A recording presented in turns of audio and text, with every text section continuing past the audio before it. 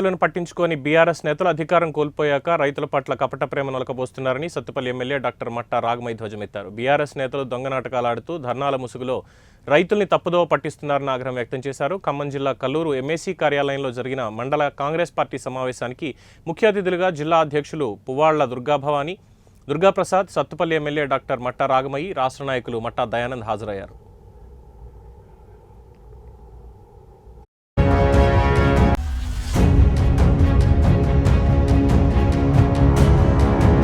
మంది టీచర్స్ వస్తే మన కల్లూరు మండలంలోనే 100కు పైగా టీచర్స్ పోస్టులు వచ్చినాయి. మరి ఇంతమందికి ఉద్యోగాలు ఇచ్చారు. గత 10 సంవత్సరాల కాలంలో బీఆర్ఎస్ ఇచ్చింది ఒక్క గవర్నమెంట్ ఉద్యోగం ఉన్నా లేదు. కానీ వాళ్ళ రోడ్లెక్కి మాటలు మాట్లాడుతున్నారు. రైతుల పట్ల మహా ప్రేమ ఉన్నట్టు ధర్నాలు చేస్తున్నారు. కల్లిపొల్లి మాటలు మీటింగుల్లో అవి కంకులు వరి కంకులు వేసుకొని వచ్చి వేషాలు వేసి చెప్పడం కాదు. నిజంగా రైతుకి ఏం చేశారు అప్పుడు ఆయన?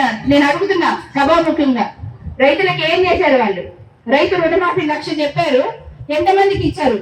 10 సంవత్సరాల కాలంలో ఎంతమందికి ఇచ్చారు? ఎన్ని విడతల్లో ఇచ్చారు? సగం కట్టి సగం వదిలేసింది. మరి కాంగ్రెస్ తీర్చుకుంటూ వస్తున్నారు. వాళ్ళు చెప్పిన విధానం ఏమైనా ఉందా? ఏమీ లేదు.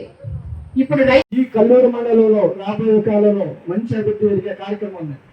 ఇంటిగ్రేట్ స్కూల్ ఏదైతే మన పొంగేరు శ్రీనివాసరెడ్డి గారు ఆధ్వర్యంలో ఈ సత్తుపల్లి నియోజకవర్గంలో ఎక్కడ ఈ స్కూల్ పెట్టాలనే ఆలోచనలో ఉన్నప్పుడు పొంగేశ్వర రెడ్డి గారు ఉంటే ఇది కల్లూరు మండలంలో మన పెట్టినట్టయితే మంచిగా ఉండే కల్లూరు డెవలప్ అయితే ఎడ్యుకేషన్ అని చెప్పి చెప్పడం జరిగింది.